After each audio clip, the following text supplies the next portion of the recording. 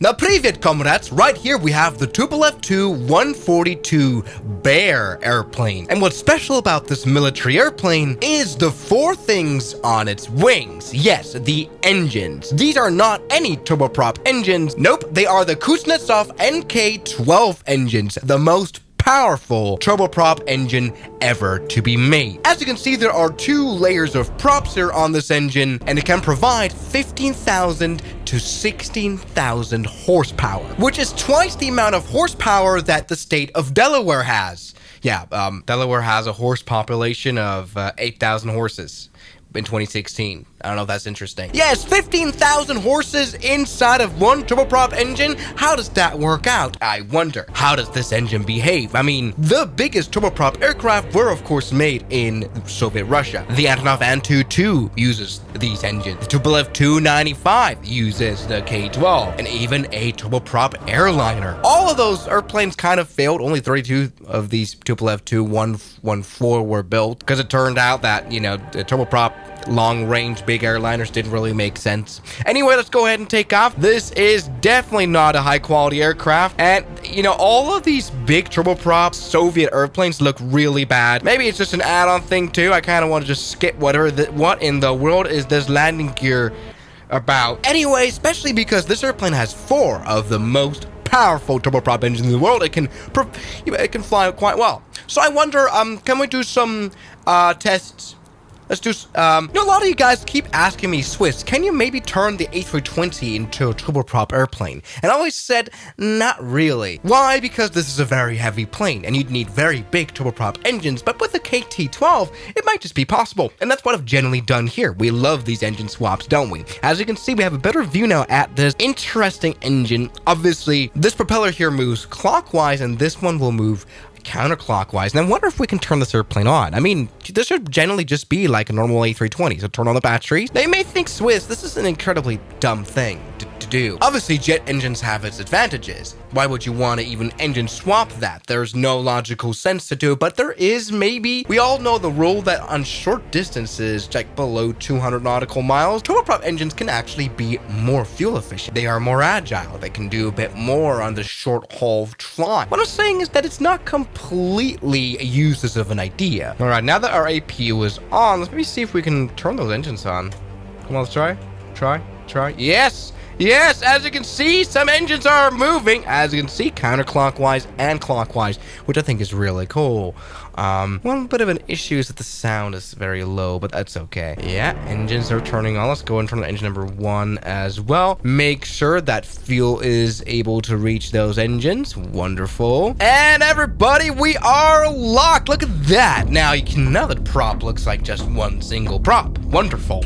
As you can see, these engines are running. Yeah, let's go ahead and take off now. This is gonna be interesting. I really don't know if this is gonna work or not. Let's go full power. Let's go full power indeed. Yes, and we can see loads of horsepowers in those two engines. 16,000 in fact. That is what the KT-12 can do, and it can do a lot of. Wow, look at that. We can go really fast. 120 knots, 130 knots. We've definitely made a more powerful version of the Airbus A320. I wouldn't have actually believed that.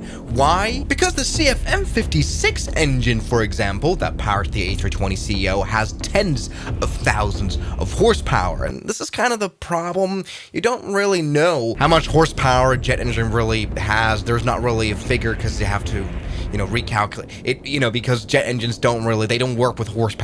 I can't really explain it here either. Anyway, the thrust the CFM56 has is 18.5 to 34,000 pounds of force. Luckily though, this flight simulator gives us the thrust that all these four propellers are putting out here, which also combined per engine also equals to about like 16 to 18,000 of pounds. So we are able to fly an Airbus A320. We are able to climb out of a proper airport with turboprop engines as long as they are the biggest one out there. Now, what are the costs of it? It's definitely the range. We can only fly this thing for 3 hours.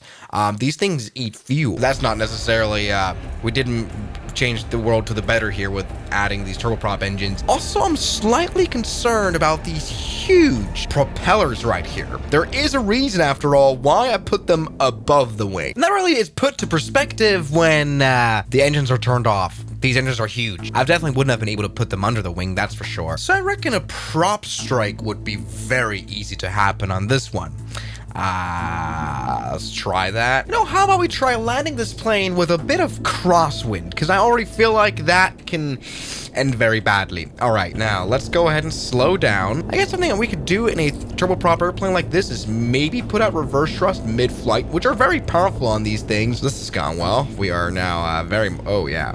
This is very much able to slow down. I'm liking this. Let's put the flaps out and finally come in for a landing with this airplane. But let's do a bad landing. Yeah. I kind of want to see this in outside view. What if we came in for like a Madeira kind of landing?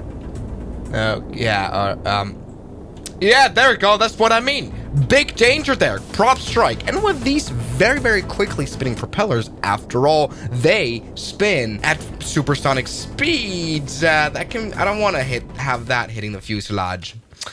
But honestly, that's... Yeah, oh yeah, I'm just thinking a gear up landing would be a nightmare. Anyway, I'm pretty sure we're going to be able to fly this airplane off some very short runways. After all, we have quite a bit of power.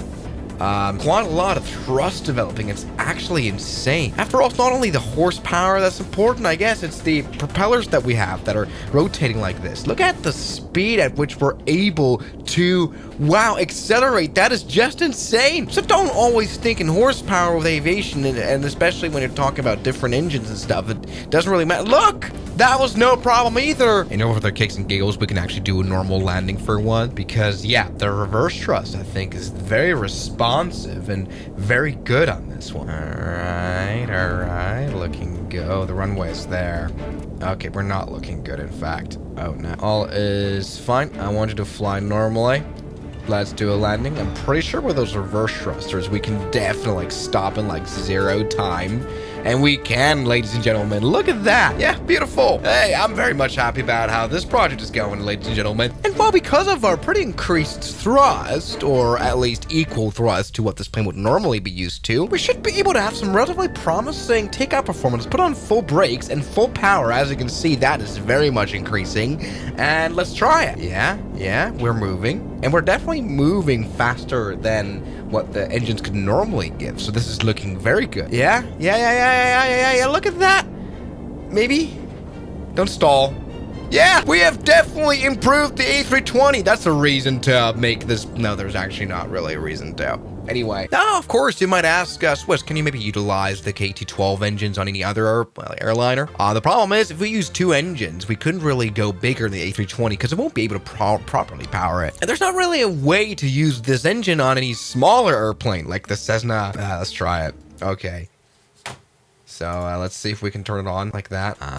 The small starter motor of the Cessna isn't really able to start up this big engine, I feel like. But okay, if I manually start it like this, look at this, this still sounds like a Cessna. Definitely is more, oh, we just had a prop strike. Let's restart. We really have to be careful flying this bad boy. Come on, let's try that again.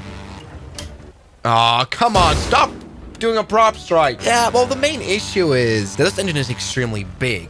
Oh, shut up. It wouldn't fit below a Twin Otter, and I imagine it won't fit under a Q400 either. PC-12? Where? I mean, you can maybe put it on the roof of a Cessna, so let's try that again. Come on, you're fine. Just don't prop strike it, This thing, in idle power, already gives so much horsepower that it is able to definitely be able to fly a Cessna. Look, we're giving 450 horsepower. That is so much more than a Cessna engine can normally give. And we're at idle power. Come on, let's maybe give it some more power. Yeah. You're okay. Maybe some more. Don't. Oh, no! No. Yeah. Okay, we have to spawn this airplane up in the air, actually. No, this is dumb. Good. So, what have we figured today? I'm able to fly this 15,000 horsepower. This is the fastest ever Cessna 172 in the world. Wow! Yeah, if I keep control of this plane, it flies quite well. Yeah, look at that. We can turn this into the stupidest stunt plane in the world. Yeah, it might not fly for long. Fuel tank is enough for 2 minutes of flying, roughly. Anyway, so what have we figured today?